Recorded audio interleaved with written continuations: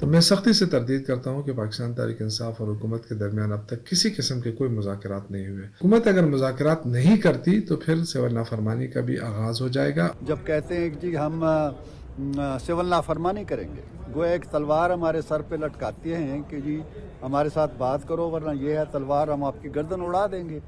तो भाई या तो पहले गर्दन उड़ा दो या ये तलवार अपनी न्याम में रखो। तहरीक इंसाफ ने ओपन मुज़ाकरात की जो दावत दी है उसको कमज़ोरी समझा जा रहा है। तो ठीक है, बात हो जाएगी, लेकिन शराइत के साथ बंधी हुई बात नहीं होगी। ये सिविल नाफरमानी की तलवार लटकी हुई है तो बात नहीं होगी। सख्त बयानात और धमकियां बातचीत के माहौल को खराब करने लगी। पीटीआई और हुकूमती रहनुमाओं में लफ्जी फायरिंग। शौकत यूसुफजई कहते हैं हुकूमत होश के नाखुन ले और अपोजिशन से मुज़ाकरात करे। वफाकी वज़रा गैर संजीदा बयानात से गुरेज करें। मुज़ाकरात में पहल ना की तो सिविल नाफरमानी की तहरीक के लिए तैयार हो जाएं। सेनेटर इरफान सदीकी का फौरी जवाब, कहा सिविल नाफरमानी की तलवार के साथ बातचीत की तरफ न आए। शराइत के साथ मुज़ाकरात की बात नहीं होगी। हर जगह से बेबस होकर अब मुज़ाकरात के लिए तैयार हो गए। कोई एहतजाज ऐसा होता है क्या यहाँ जहाद अल जहाद के नारे हों? क्या कोई एहतजाज के लिए डंडे कील गुलेले लेकर आता है? हम आज भी चाहते हैं खुले दिल से बातचीत हो, मगर इन्हें अपने पुराने तौर तरीके तर्क करना होंगे। देखिए, हमने तो बता दिए, इमरान खान साहब ने मुज़ाकराती कमेटी का नाम भी बता दिए, हम लोग अवेलेबल है। हमने कहा हम लोग सारों के साथ मुज़ाकरात के लिए तैयार है। अभी उनकी साइड से मतलब पहली चाल चलेंगे वो, या फिर वो ऑफर करेंगे तो फिर आगे चीज़। तो स्पीकर साहब अगर पॉजिटिव रोल अदा करना चाहें और बहुत पॉजिटिव होगा, या वो पॉजिटिव रोल अदा करें तो बहुत अच्छी बात होगी। उमर अयूब मुज़ाकरात के लिए स्पीकर के किरदार के ख्वाहिशमंद। कहा अयाज सादिक अगर बातचीत के लिए आए तो अच्छी बात है, वो इंसान हो या फरिश्ते, हम सबसे मुज़ाकरात के लिए तैयार हैं। वानी पीछा ने कमेटी बना दी, नाम भी सामने आ गए। अयाज सादिक से गुज़श्ता रोज़ उनकी हमशीरा के इंतकाल पर ताज़ियत की। असद कैसर बोले मुज़ाकरात जब भी होंगे खुफिया नहीं होंगे, ओपन होंगे, सबके सामने होंगे। हमारे बानी पीछाए और वर्कर्स को गिरफ्तार किया गया, हमारा मैंडेट ज़बरदस्ती हमसे ले लिया गया। पंजाब और इस्लामाबाद पुलिस का रवैया मुनासिब नहीं। शेर अफजल मरवत की स्पीकर कौमी असम्बली से मुलाकात, कहा आप पर मुकम्मल एतमाद है, लीड करें। अयाज सादिक बोले अल्लाह बेहतर करेगा, मुझे सबसे अच्छे की उम्मीद है। कौन जिम्मेदार है? क्या हम टेररिस्ट थे, या हम अपना हक इस्तेमाल कर रहे थे, या वहाँ से हुकूमत से, रियासत से कोई फायरिंग हुई है? जो कुछ हुआ उसके लिए कमीशन बनाए, सच को सामने लेके आएँ और उसके बाद मजम्मत करें, हमारे साथ खड़े हों, कौम के साथ खड़े हों। हर रोज़ हमारे लोग अरेस्ट हो रहे हैं और अभी नया ये वाक़या 26 का हुआ है, उसकी कमीशन भी नहीं बन रही। ये कॉन्फिडेंस बिल्डिंग मेजर्स हैं जो अगर किए गए तो बातचीत हो सकती है, गुफ्तगू आगे बढ़ाई जा सकती है। आज पूछने आया हूं गोली क्यों चलाई, अली जफर का सवाल। सेनेट में ट्रुथ एंड रिकंसिलिएशन कमीशन का मुतालबा, कहा हम गलत हुए तो माफ़ी मांगेंगे, हुकूमत गलत हुई तो वज़रा माफ़ी मांगे। हुकूमत का ये कहना कुछ नहीं हुआ, इसकी मज़म्मत करता हूँ। उनके कई लोगों ने आकर कहा कि आपसे ज़्यादती हुई, शहीद और ज़ख्मियों की कुर्बानियों को ज़ाया नहीं होने देंगे, कमीशन के सामने सारे हक़ाइक़ रखेंगे। ज़ाती तौर पर समझता हूँ बातचीत का रास्ता बंद नहीं होना चाहिए।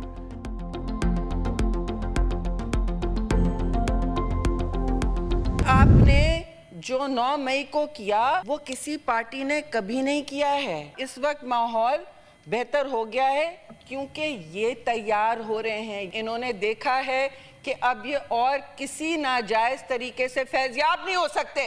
आपने सिविल नाफरमानी की अभी भी कॉल दी हुई है और एक तरफ हमसे कह रहे हैं कि हमसे बातचीत करें। ट्रूथ तो तब होगा जब आपको हमसे माफी मांगेंगे। आपने क्या किया है? अपने आप को बचाना है, जरूर बचाइए, लेकिन पहले आप मुल्क को बचाने की बात करें।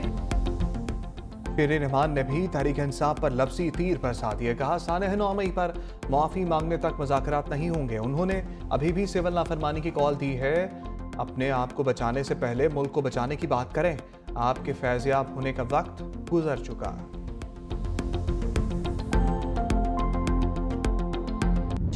सिविल नाफरमानी है वो लास्ट रिजॉर्ट है, वो लास्ट ऑप्शन है। तो बेहतर है कि उससे पहले हुकूमत बातचीत कर ले। हम सबसे पहले ये बात एडवाइजरी कमेटी में लेकर गए, ये हमने वहाँ पे बात रखी है ना, हमने एक कमेटी बनाई और ये डायलॉग के लिए खान साहब ने मैंडेट दिया है, तो दे एग्री टू इट। यानी कि फिर अब 13 दिसंबर के बाद वो जो सिविल नाफरमानी वाली है वो फिलहाल चीज अभी टेबल पे नहीं है। वो हमारा लास्ट रिजॉर्ट। तहरीक इंसाफ 14 दिसंबर की सिविल नाफरमानी की तहरीक के अल्टीमेटम से पीछे हट गई। सरताज गुल का 365 न्यूज के प्रोग्राम ग्राउंड जीरो में इंकशाफ। कहा, सिविल नाफरमानी की तहरीक बिल्कुल आखिरी ऑप्शन है। फिलहाल फैसला हुआ कि हुकूमत के साथ मुज़ाकरात शुरू होने का इंतजार किया जाए।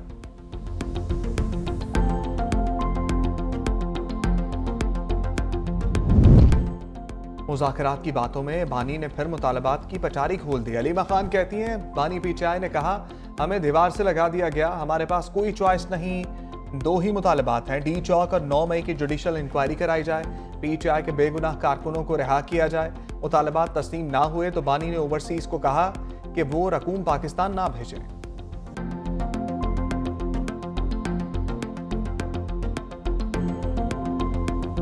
मदारिस बिल पर मौलाना का गुस्सा बरकरार, ऐवान सदर जिम्मेदार करार। डीए खान में प्रेस कॉन्फ्रेंस करते हुए कहा, हुकूमत ने रवैया ना बदला तो आवाम की तरफ जाएंगे। हमारा दावा है मदारिस रजिस्ट्रेशन बिल एक्ट बन चुका, किसी भी बिल पर सदर आईनी मुद्दत के अंदर दस्तखत ना करें तो खुद ब खुद कानून बन जाता है। हमारी शिकायत सिर्फ ऐवान सदर और सदर मुमलिकत से है। समझ नहीं आ रही मामले को उलझाने वालों का इसमें क्या फ़ायदा है। बिल की तैयारी में नून लीग और पीपल्स पार्टी दोनों शामिल थे। सदर आसिफ अली जरदारी के पास एतराज़ की क्या गुंजाइश थी। जिन्होंने बिल बनाया वही उलमा कराम को उकसा रहे हैं। खैबर पख्तूनख्वा हुकूमत पर भी लफ्ज़ी वार कहा, केपी में भी फॉर्म 47 की हुकूमत है। सूबे में अमन व अमान की सूरत हाल तशवीशनाक है। बानी और बुशरा के लिए एक और मुश्किल, तोशाखाना 2 केस में फर्द जुर्म आयद। स्पेशल कोर्ट सेंट्रल 1 इस्लामाबाद ने फर्द जुर्म आयद कर दी। बानी तहरीक इंसाफ और बुशरा बीबी का सेहत जुर्म से इनकार। समात 18 दिसंबर तक मुलतवी। केस की इब्तदाई तहकीकात नैब ने की। नैब तरामीम की रोशनी में केस FIA को मुंतकिल किया गया था। थाना शादबान जलाओ घेराव केस में शाह महमूद, डॉक्टर यास्मीन बाशिद समेत दीगर मुलजिमों पर फर्द जुर्म आयद।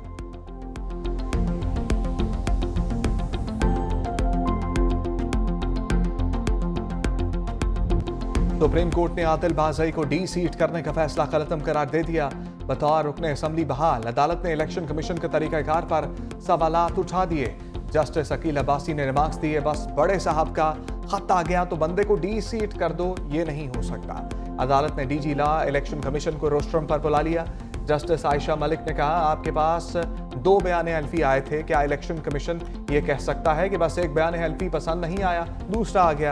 क्या इलेक्शन कमीशन मुल्क की तमाम अदालतों से बालातर है? आपको किसी चीज़ की परवाह है ही नहीं, क्या आप किसी को नहीं मानते?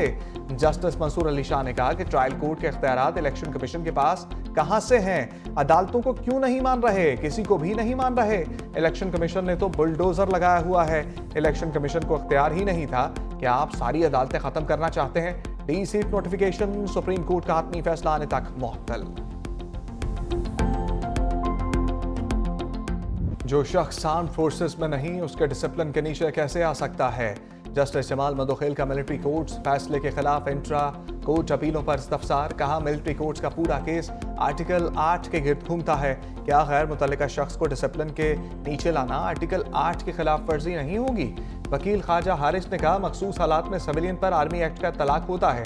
जस्टिस मंदोखेल ने बोले, इस तरह तो अगर कोई उकसाने का सोचे उस पर भी आर्मी एक्ट का तलाक होगा। जस्टिस मुसर्रत हिलानी ने इस्तफसार किया, क्या मिलिट्री कोर्ट ट्रायल में वकील की इजाजत होती है? क्या मिलिट्री कोर्ट में मुल्जिम को तमाम मवाद फराहम किया जाता है? ख्वाजा हारिस ने जवाब दिया, मिलिट्री कोर्ट में मुल्जिम को वकील और तमाम मुतल्लिका मवाद फराहम किया जाता है। समात आज दोबारा होगी।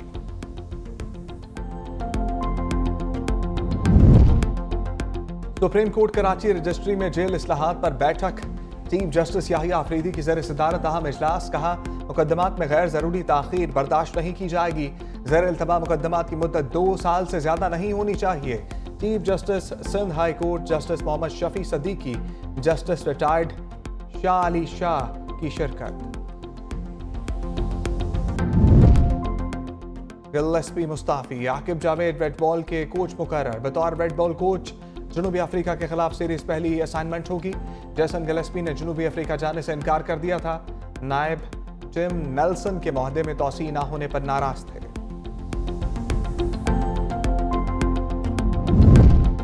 शाहीन शिकस्त का हिसाब चुकता करने के लिए तैयार। पाकिस्तान और जनूबी अफ्रीका के दरमियान दूसरा T20 आज खेला जाएगा। मेजबान चीन को 1-0 की बरतरी हासिल। पहले मैच में प्रोटीज ने ग्रीन शर्ट्स को शिकस्त दे दी थी।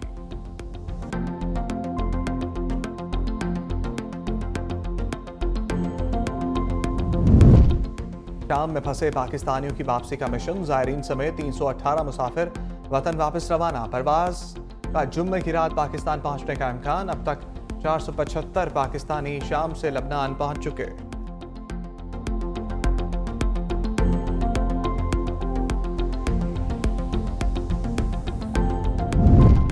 बिलावल भुट्टो से वज़ीर आला सिंध मुराद अली शाह की मुलाकात। सैयद नासिर हुसैन शाह, शर्जील मेमन, मुर्तज़ा वहाब और कासिम नवीद कमर की भी शिरकत। सिंध के मुख्तलिफ शहरों में जारी तरक्याती मंसूबों पर ब्रीफिंग।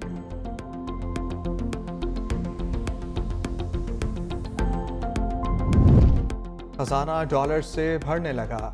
स्टेट बैंक के ज़खायर में 1 करोड़ 30 लाख डॉलर का इजाफा। मार्च 2022 के बाद ज़खायर 12 अरब 5 करोड़ डॉलर से तजावुज़ कर गए। बैंकों के ज़खायर में 3 करोड़ 20 लाख डॉलर कमी। मजमूई ज़खायर 16 अरब 60 करोड़ डॉलर हो गए। खसारे में चलती कौमी एयरलाइन की किस्मत ही खराब। खारे पानी से वॉश करने पर जहाज़ों के इंजन में क्रैक आ गए। 34 में से 14 जहाज़ ग्राउंड कर दिए गए। राय के मुताबिक इंजीनियर्स तैयारों को वॉशिंग एरिया के बजाय हैंगर्स में खड़ा करके धोते रहे। राय के मुताबिक लीज के जहाज़ों को मुरम्मत के बजाय ग्राउंड करके माहाना 3 लाख डॉलर लीजिंग फीस अदा की जा रही है।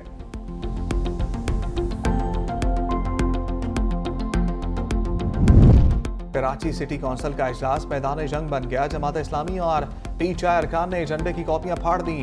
अपोजिशन अरकान ने मौक़िफ़ अपनाया कि मेयर कराची से पीपल्स पार्टी की यूसीज को फंड्स दे रहे हैं। KMC में करप्शन को बंद किया जाए। अपोजिशन की नारेबाजी। इजलास गैर मुअय्यना मुद्दत के लिए मुलतवी।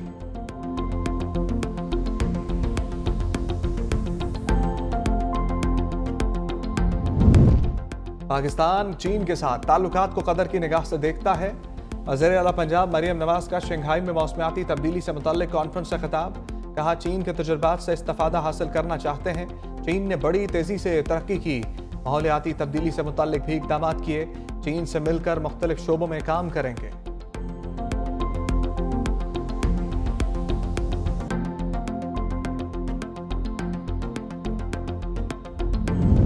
नादरा में जाली शनाख्ती कार्ड्स की भरमार। 5 सालों में 71,000 ID कार्ड्स को ब्लॉक किया गया। तफसील सामने आ गई। सबसे ज्यादा खैबर पख्तूनख्वा के शहरी शामिल। दूसरे नंबर पर बलूचिस्तान रहा। 4 सूबों में सबसे कम ID कार्ड सिंध में ब्लॉक हुए।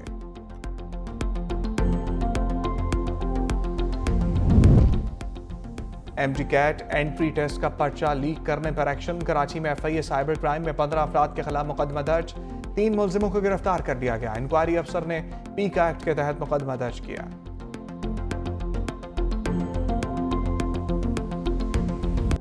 मलाई इलाकों में खून जमा देने वाली ठंड। बर्फबारी से सर्दी की शिद्दत बढ़ गई।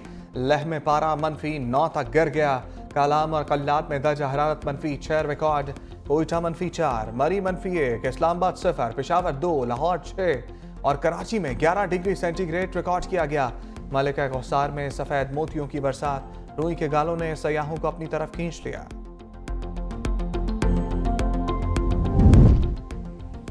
सर्दी भगाने का पाकिस्तानी जुगाड़। कोयटा में पारा नुक्ता अंजमात से नीचे गिर गया। शहरी ने साइकिल के आगे हैंडल पर आग जला ली।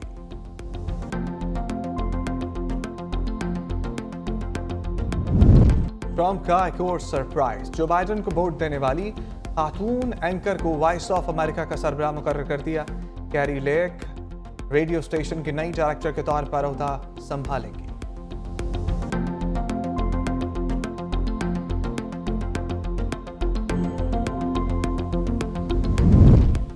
और कराची में किताबों का मेला सज गया। वज़ीर आला सिंध मुराद अली शाह ने इफ्तिताह कर दिया। कहा फख्र की बात है कराची में इतना बड़ा आलमी कुतुब मेला सजा है। किताब पढ़ने का शौकीन हूँ। दोस्तों से किताबें पढ़ने के लिए लेकर वापस नहीं करता था।